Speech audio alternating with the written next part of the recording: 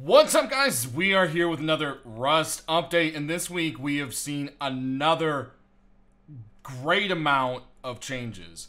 Now, a lot of them are quality of life stuff, like for instance this backpack. Once a player's body has sat around for about 5 minutes or so, it turns into a backpack. Said backpack sits around for however long the despawn time of the best items inside are. Okay, so kind of basic stuff like this is going to stick around for 5 minutes or so. So that's going to despawn with the body. Then you're looking at about 20 minutes or so, 15 to 20 minutes for this kind of stuff. Then you're looking at, you know, kind of like the middle gear stuff is going to be around 40 minutes, and then you're looking at 60 minutes, so a full hour for things like AKs, LRs, rocket launchers, C4 explosives. And that's going to be basically how it sticks around. And the reason it turns into a backpack is not, oh my god, we're getting backpacks yet. It's a performance thing. Instead of a bunch of stuff being on the floor, they want to make it to where, you know, despawning isn't as such a big deal and so forth. And that the problem with having things stick around so long is that they cause performance problems, and it gets laggy, and if there's stuff lying around everywhere. So what they also have done is deployables, you know, boxes, etc., things like that, as long as there is a roof over them, they won't decay. Also, opening it isn't going to reset. So if someone sticks a box out and it's just sitting around in the middle of nowhere, and, you know, every 5 minutes some new person opens it to see if anything was left in it, well, then it would reset before and it would stick around. Well, now it's not going to, it's going to properly decay. The other thing is now that if there's a roof over it, the boxes won't decay. That means if a base gets abandoned, the boxes won't decay before the walls do, and then you get in and there's no loot. So that's kind of a benefit there. The other thing is loot has been slipping, sliding around, and as if it's greased. Well, now as you can see, it kind of just plops and stays where it is, which is really nice.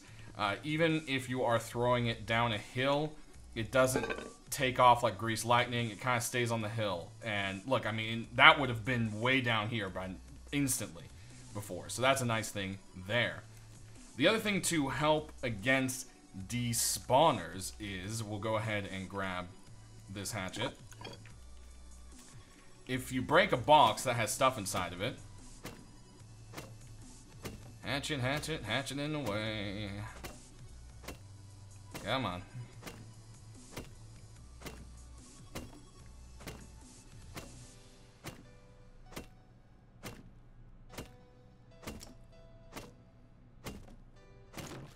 You'll see it turns into like a little pouch, and you can't like put things into it, but it sits there, and again, that's helping so stuff doesn't spray everywhere and cause performance problems. It also gives you a chance to pick them up. Now, the one thing I did forget to mention about the decaying if there's no roof, that doesn't affect stashes. So that shouldn't be a problem there. The other thing, we have seen some beautiful new explosion animations, and I think it's on pretty much everything. Let's see here. Yeah, so you've got, you know, the stuff is shooting up. You've got this smoke trail going. Pa-pow! Pa-pow! Pa-pow! So that's pretty epic. I believe a landmine. Yeah, see, they said more gray of a smoke. It sticks around a little longer. You can kind of tell what's going on a bit better. So we'll go ahead and load a rocket into here and check that out. I also forgot to give myself granados, so we'll check those out. So you'll see that's actually quite nice. Regular rocket. And there's a screen shake. So you see, as I shot the rocket, it kind of like shakes you around a bit, which is pretty cool. And then we'll pop an ensign over here. I don't know if the ensign actually changed. Oh, it did. It did. Okay. So that's the new rocket, basically. And then grenades have also been improved. they are less tennis ball-y and bouncy. They'll kind of roll, and you can kind of get them more to where you need to get them to go. They said they're not quite done with it yet, but it feels a lot better. And in practice on their test servers, they've been able to hit people much more. I also forgot to show satchel charges. I don't know if they actually have changed. So we'll go ahead and pop this baby here.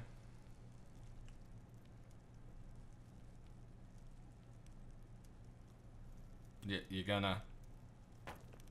Nope.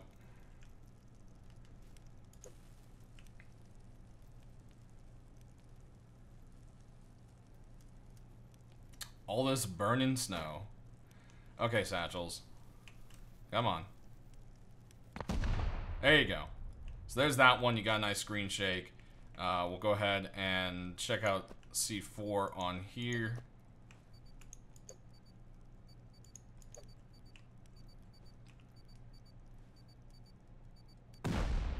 Whoa. Whoa. That is awesome. So that is something really cool right there. I love that. Now, we got a few other things to show off with some changes. So I'm going to go ahead and... Where's that pickaxe at? Also, I don't know why pickaxes are worth more than hatchets. I'm not entirely sure.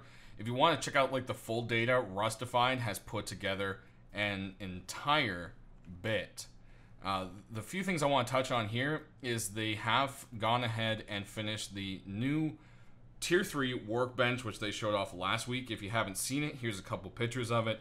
This will be implemented into their workbench system, which they'll be using to basically add a tiered progression system to the game. You'll have to kind of wait on details to it there. Also, if you remember the other week, I spoke of NPCs being added into the game. They're still working on it. They didn't put any work into it this week, but they are going to be trying to implement them as soon as they can. The issue they're having is with the current nav meshes, they're having a little bit of derpiness to them where they don't really behave properly, and they're supposed to be put into Radtowns. Well, the issue with that is the Radtowns have a lot of nav mesh stuff going on, basically, and it's making them extra derpy. So Helk's working on it. He's figuring out a way to get it to go, and you know, they'll put them in as soon as they feel they can. They've messaged Unity to see if there's anything they can do with the engine or something they can build internally to fix it. Now, there is one super major change, and I'm going to kind of discuss the reasoning behind it here as we fly around. Nodes only give what they are now. What does that mean?